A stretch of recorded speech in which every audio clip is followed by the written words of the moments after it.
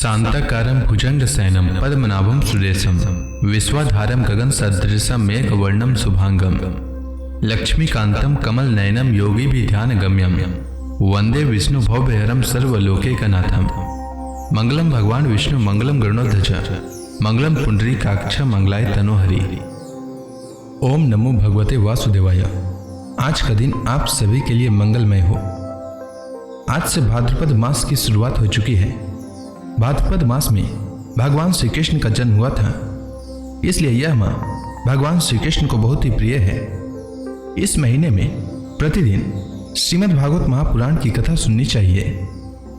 इससे सभी प्रकार के पापों का नाश होता है और घर में सुख समृद्धि आती है, साथ ही मोक्ष की प्राप्ति होती है। आज से आप प्रतिदिन मेरे चैनल पर श्रीमद् भागवत महापुराण की कथा सुन सकते हैं। आज की कथा में कौरवों पर बलराम जी का कोप और शाम का विवाह नाम से श्रीमद् भागवत महापुराण में वर्णित अध्याय सुनाने वाला हूँ। इससे पहले की कथा आप मेरे ही चैनल पर सावन मास की कथा में सुन सकते हैं। आइए सुनते हैं आज का अध्याय। भगवान श्री कृष्ण ने कहा, प्रिय मुचकुंद, मेरे हजारों जन्म कर्म और नाम हैं, वे अनंत हैं, इसलिए मैं भी उनकी गिनती करके नहीं बतला सकता। यह संभव है कि कोई पुरुष अपने अनेक जन्मों में पृथ्वी के छोटे छोटे धूल कणों की गिनती कर डाले, परंतु मेरे जन्म गुण कर्म और नामों को कोई कभी किसी प्रकार नहीं गिन सकता। राजन, सनक सनंद आदि परमर्षि गण मेरे त्रिकाल सिद्ध जन्म और कर्मों का वर्णन करते रहते हैं, परंतु कभी उनका पार नहीं पाते। प्रिय मुचकुंद, ऐसा होने पर भी मैं अपने वर्तमान जन्म कर्म और नामों का वर्णन करता हूँ। सुनो। पहले ब्रह्मा जी ने मुझसे धर्म की रक्षा और पृथ्वी के भार बने हुए असुरों का संहार करने के लिए प्रार्थना की थी। उन्हीं की प्रार्थना से मैंने यदुवंश में वसुदेव जी के यहाँ अवतार ग्रहण किया है। अब मैं वसुदेव जी का पुत्र हूँ, इसलिए लोग मुझे वासुदेव कहते हैं। अब तक मैंने काल नेमी असुर का, जो कंस के रूप में पैदा हुआ था, तथा प्रलंब आदि अनेकों साधुद्रोही असुरों का संहार कर चुका हूँ। राजन, यह काल यवन था, जो मेरी ही प्रेरणा से तुम्हारी तीक्ष्ण दृष्टि पड़ते ही भस्म हो गया। वही मैं तुम पर कृपा करने के लिए ही इस गुफा में आया हूँ। तुमने पहले मेरी बहुत आराधना की है और मैं हूँ भक्तवत्सल, इसलिए राजन से तुम्हारी जो अभिलाषा हो मुझसे मांग लो। मैं तुम्हारी सारी लालसा अभिलाषाएं पूर्ण कर दूंगा। जो पुरुष मेरी शरण में आ जाता है, उसके लिए फिर ऐसी कोई वस्तु नहीं रह जाती जिसके लिए वह शोक करे।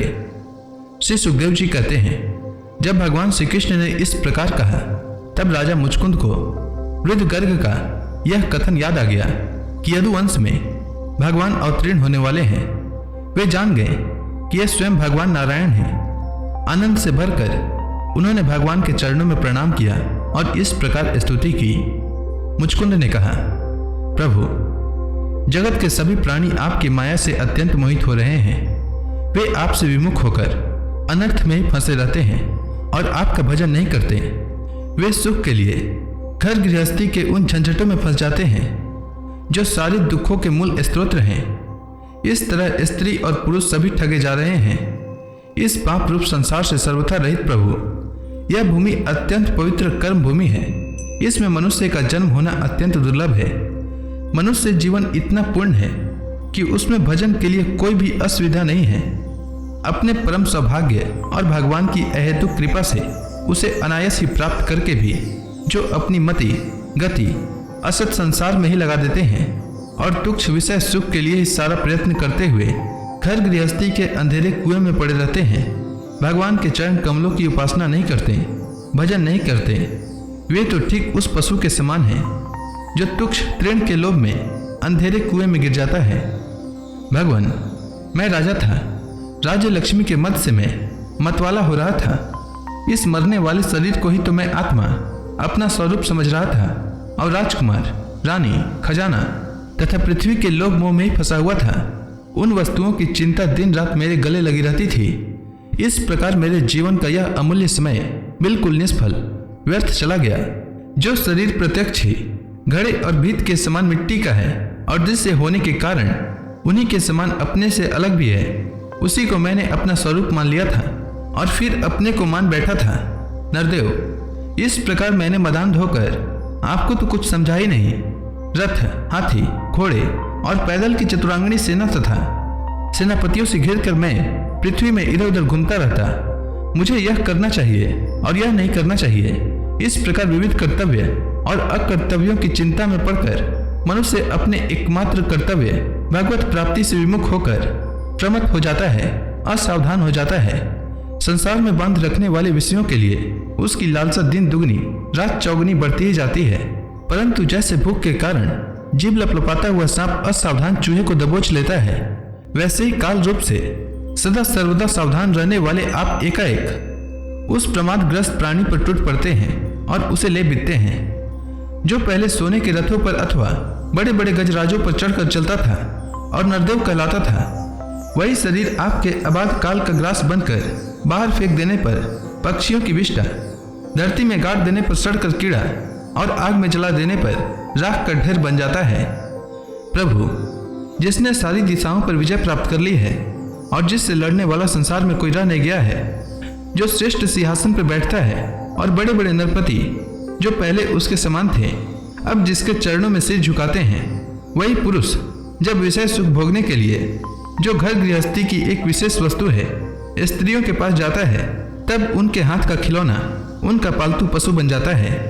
बहुत से लोग विषय भोग छोड़कर पुनः राज्यादि भोग मिलने की इच्छा से ही दान पुण्य करते हैं और मैं फिर जन्म लेकर सबसे बड़ा परम स्वतंत्र सम्राट हूँ, ऐसी कामना रखकर तपस्या में भली भांति स्थित हो शुभ कर्म करते हैं। इस प्रकार जिसकी तृष्णा बढ़ी हुई है वह कदापि सुखी नहीं हो सकता। अपने स्वरूप में एक रस स्थित रहने वाले भगवान जीव अनादि काल में जन्म मृत्यु रूप संसार के चक्कर में भटक रहा है। जब उस चक्कर में छूटने का समय आता है तब उसे सत्संग प्राप्त होता है। यह निश्चय है कि जिस क्षण सत्संग प्राप्त होता है उसी क्षण संतों के आश्रय कार्य कारण रूप जगत के एकमात्र स्वामी आप में जीव की बुद्धि अत्यंत दृढ़ता से लग जाती है। भगवान, मैं तो ऐसा समझता हूँ कि आपने मेरे ऊपर परम अनुग्रह की वर्षा की, क्योंकि बिना किसी परिश्रम के अनायासी मेरे राज्य का बंधन टूट गया। साधु स्वभाव के चक्रवर्ती राजा भी जब अपना राज्य छोड़कर एकांत में भजन साधन करने के उद्देश्य से वन में जाना चाहते हैं, तब उसके ममता बंधन से मुक्त होने के लिए बड़े प्रेम से आपसे प्रार्थना किया करते हैं। अंतर्यामी प्रभु, आपसे क्या छिपा है? मैं आपके चरणों की सेवा के अतिरिक्त और कोई भी वर नहीं चाहता, क्योंकि जिनके पास किसी प्रकार का संग्रह परिग्रह नहीं है अथवा जो उसके अभिमान से रहित हैं, वे लोग भी केवल उसी के लिए प्रार्थना करते रहते हैं। भगवान, भला बतलाइए तो सही, मोक्ष देने वाले आपकी आराधना करके ऐसा कौन श्रेष्ठ पुरुष होगा जो अपने को बांधने वाले सांसारिक विषयों का वर मांगे? इसलिए प्रभु, मैं सत्वगुण, रजोगुण और तमोगुण से संबंध रखने वाली समस्त कामनाओं को छोड़कर केवल माया के लेस मात्र संबंध से रहित गुणातीत एक अद्वितीय चित्त स्वरूप परम पुरुष आपकी शरण ग्रहण करता हूँ। भगवान, मैं अनादिकाल से अपने कर्म फलों को भोगते भोगते अत्यंत आर्त हो रहा हूँ। उनकी दुखद ज्वाला रात दिन मुझे जलाती रहती है। मेरे 6 शत्रु, 5 इंद्रिय और 1 मन कभी शांत न होते हैं। उनकी विषयों की प्यास बढ़ती ही जा रही है। कभी किसी प्रकार एक क्षण के लिए भी मुझे शांति न मिली। शरणदाता, अब मैं आपके भय, मृत्यु और शोक से रहित चरण कमलों की शरण में आया हूँ। सारे जगत के एकमात्र स्वामी परमात्मन, आप मुझ शरणागत की रक्षा कीजिए। भगवान श्री कृष्ण ने कहा, सार्वभौम राजा, तुम्हारी मति, तुम्हारा निश्चय बड़ा ही पवित्र और ऊंची कोटि का है। यद्यपि मैंने तुम्हें बार बार वर देने का प्रलोभन दिया, फिर भी तुम्हारी बुद्धि कामनाओं के अधीन न हुई। मैंने तुम्हें जो वर देने का प्रलोभन दिया वह केवल तुम्हारी सावधानी की परीक्षा के लिए। मेरे जो अनन्य भक्त होते हैं उनकी बुद्धि कभी कामनाओं से इधर उधर नहीं भटकती। जो लोग मेरे भक्त नहीं होते वे चाहे प्राणायाम आदि के द्वारा अपने मन को वश में करने का कितना ही प्रयत्न क्यों न करें, उनकी वासनाएं क्षीण नहीं होती और राजन, उनका मन फिर से विषयों के लिए मचल पड़ता है। तुम अपने मन और सारे मनोभावों को मुझे समर्पित कर दो, मुझ में लगा दो और फिर स्वच्छंद रूप से पृथ्वी पर विचरण करो। मुझ में तुम्हारी विषय वासना शून्य निर्मल भक्ति सदा बनी रहेगी। तुमने क्षत्रिय धर्म का आचरण करते हुए शिकार आदि के अवसरों पर बहुत से पशुओं का वध किया है। अब एकाग्र चित्त से मेरी उपासना करते हुए तपस्या के द्वारा उस पाप को धो डालो। राजन, अगले जन्म में तुम ब्राह्मण बनोगे और समस्त प्राणियों के सच्चे हितैषी परम सुहृद होगे तथा फिर मुझ विशुद्ध विज्ञान घन परमात्मा को प्राप्त करोगे। भगवान श्री कृष्ण ने इस प्रकार इक्ष्वाकु नंदन राजा मुचकुंद पर अनुग्रह किया। अब उन्होंने भगवान की परिक्रमा की, उन्हें नमस्कार किया और गुफा से बाहर निकले। उन्होंने बाहर आकर देखा कि सब के सब मनुष्य, पशु, लता और वृक्ष वनस्पति पहले की अपेक्षा बहुत छोटे छोटे आकार के हो गए हैं। इससे यह जानकर कि कलयुग आ गया, वे उत्तर दिशा की ओर चल दिए। महाराज मुचकुंद तपस्या, श्रद्धा, धैर्य तथा अनंत शक्ति से युक्त एवं संशय संदेह से मुक्त थे। वे अपना चित्त भगवान श्री कृष्ण में लगाकर गंधमादन पर्वत पर जा पहुंचे। भगवान नर नारायण के नित्य निवास स्थान बद्रिकाश्रम में जाकर बड़े शांत भाव से गर्मी सर्दी आदि द्वंद्व सहते हुए वे तपस्या के द्वारा भगवान की आराधना करने लगे। इधर भगवान श्री कृष्ण मथुरापुरी में लौट आए। अब तक काल यवन की सेना ने उसे घेर रखा था। अब उन्होंने मलेच्छों की सेना का संहार किया और उसका सारा धन छीनकर द्वारका को ले चले। जिस समय भगवान श्री कृष्ण के आज्ञानुसार मनुष्यों और बैलों पर वह धन ले जाया जाने लगा, उसी समय मगध राज जरासंध फिर 23 अक्षौहिणी सेना लेकर आ धमका। परीक्षित, शत्रु सेना का प्रबल वेग देखकर भगवान श्री कृष्ण और बलराम मनुष्यों की सी लीला करते हुए उसके सामने से बड़ी फुर्ती के साथ भाग निकले। उनके मन में तनिक भी भय न था, फिर भी मानो अत्यंत भयभीत हो गए हो। इस प्रकार का नाट्य करते हुए वह सब का सब धन वहीं छोड़कर अनेक योजनों तक वे अपने कमल दल के समान सुकोमल चरणों से पैदल भागते चले गए। जब महाबली मगध राज जरासंध ने देखा कि श्री कृष्ण और बलराम तो भाग रहे हैं, तब वह हंसने लगा और अपनी रथ सेना के साथ उनका पीछा करने लगा। उसे भगवान श्री कृष्ण और बलराम जी के ऐश्वर्य प्रभाव आदि का ज्ञान न था। बहुत दूर तक दौड़ने के कारण दोनों भाई कुछ थक से गए। अब वे बहुत ऊंचे प्रवर्षण पर्वत पर चढ़ गए। उस पर्वत का प्रवर्षण नाम इसलिए पड़ा था कि वहां सदा ही मेघ वर्षा किया करते थे। परीक्षित, जब जरासंध ने देखा कि वे दोनों पहाड़ में छिप गए और बहुत ढूंढने पर भी पता न चला, तब उसने ईंधन से भरे हुए प्रवर्षण पर्वत के चारों ओर आग लगवाकर उसे जला दिया। जब भगवान ने देखा कि पर्वत के छोर जलने लगे हैं, तब दोनों भाई जरासंध की सेना के घेरे को लांघते हुए बड़े वेग से उस 11 योजन ऊंचे पर्वत से एकदम नीचे धरती पर कूद आए। राजन, उन्हें जरासंध ने अथवा उसके किसी सैनिक ने देखा नहीं और वे दोनों भाई वहां से चलकर फिर अपने समुद्र से घिरी हुई द्वारकापुरी में चले आए। जरासंध ने झूठमुठ ऐसा मान लिया कि श्री कृष्ण और बलराम तो जल गए और फिर वह अपनी बहुत बड़ी सेना लौटाकर मगध देश को चला गया। यह बात मैं तुमसे पहले ही कह चुका हूं कि अनार्त देश के राजा श्रीमान रेवत जी ने अपनी रेवती नाम की कन्या ब्रह्मा जी की प्रेरणा से बलराम जी के साथ ब्याह दी। परीक्षित, भगवान श्री कृष्ण भी स्वयंवर में आए हुए शिशुपाल और उसके पक्षपाती साल्व आदि नरपतियों को बलपूर्वक हराकर सबके देखते देखते जैसे गरुड़ ने सुधा का हरण किया था, वैसे ही विदर्भ देश की राजकुमारी रुक्मणी को हर लाए और उनसे विवाह कर लिया। रुक्मणी जी राजा भीष्मक की कन्या और स्वयं भगवती लक्ष्मी का अवतार थी। राजा परीक्षित ने पूछा, भगवान, हमने सुना है कि भगवान श्री कृष्ण ने भीष्मक नंदनी परम सुंदरी रुक्मणी देवी को बलपूर्वक हरण करके राक्षस विधि से उनके साथ विवाह किया था। महाराज, अब मैं यह सुनना चाहता हूँ कि परम तेजस्वी भगवान श्री कृष्ण ने जरासंध, सालों आदि नरपतियों को जीतकर किस प्रकार रुक्मणी का हरण किया। ब्रह्मा से भगवान श्री कृष्ण की लीलाओं के संबंध में क्या कहना है?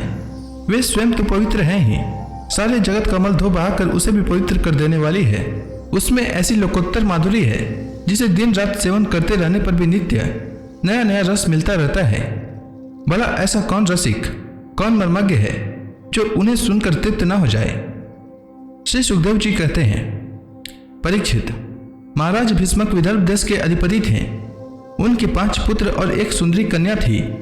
सबसे बड़े पुत्र का नाम था रुक्मी और 4 छोटे थे जिनके नाम थे क्रमशः रुक्मत, रुक्मबाहु, रुक्मकेश और रुक्ममाली। इनकी बहन थी सती रुक्मणी। जब उसने भगवान श्री कृष्ण के सौंदर्य, पराक्रम, गुण और वैभव की प्रशंसा सुनी, जो उसके महल में आने वाले अतिथि प्रायः गाया ही करते थे।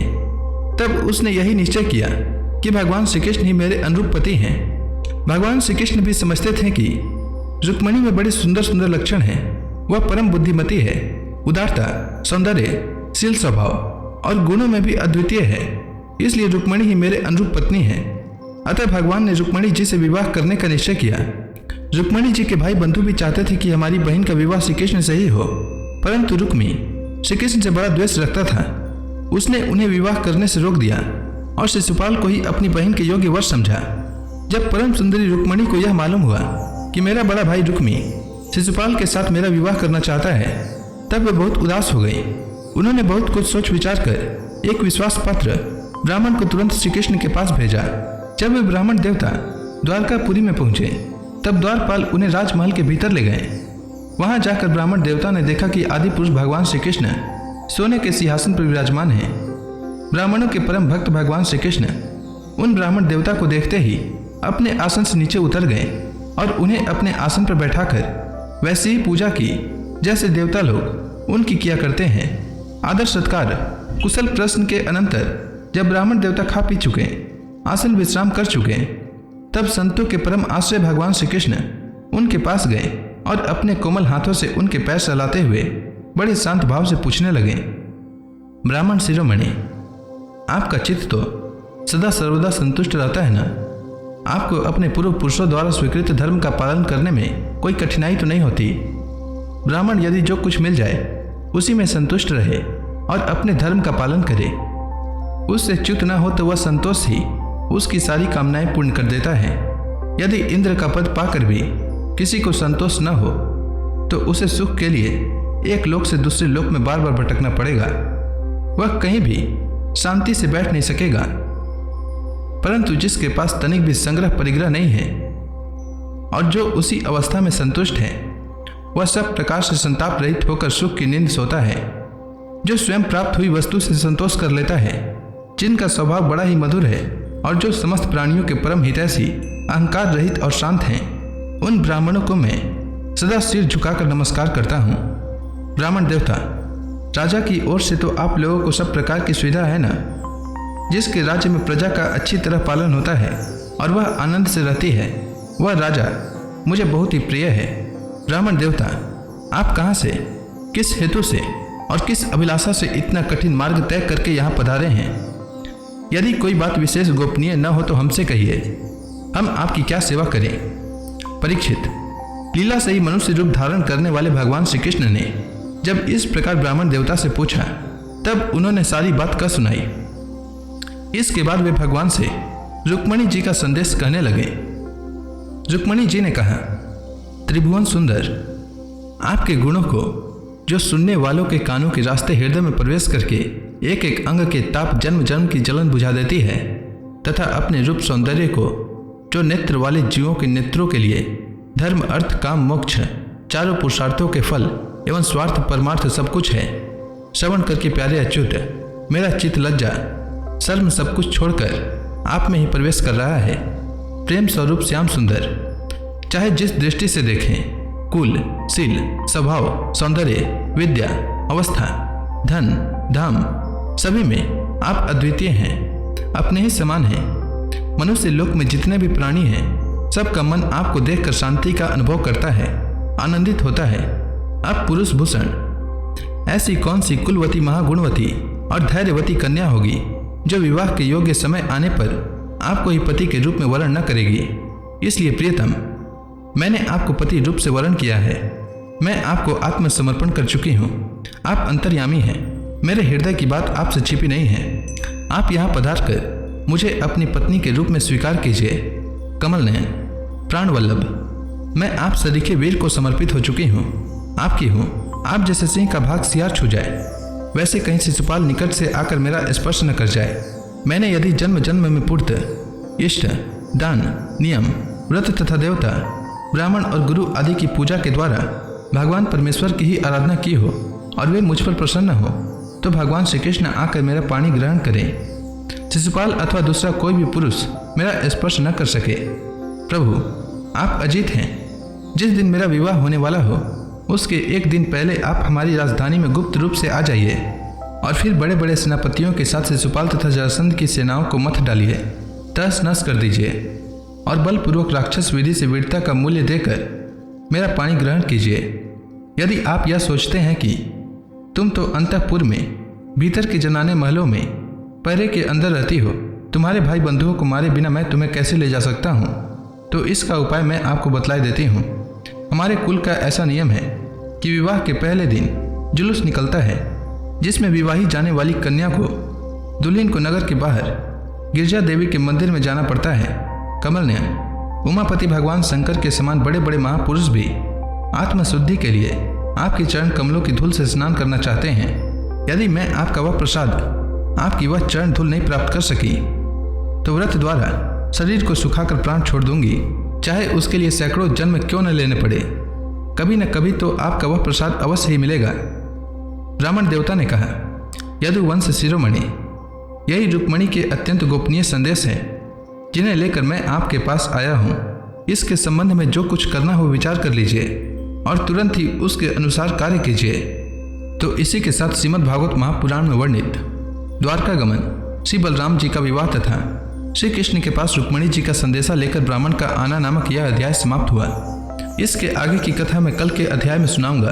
तब तक के लिए भगवान हरि का नाम लेते रहें। तो प्रेम से बोलिए भगवान विष्णु की जय, श्री कृष्ण भगवान की जय, समस्त देवी देवताओं की जय।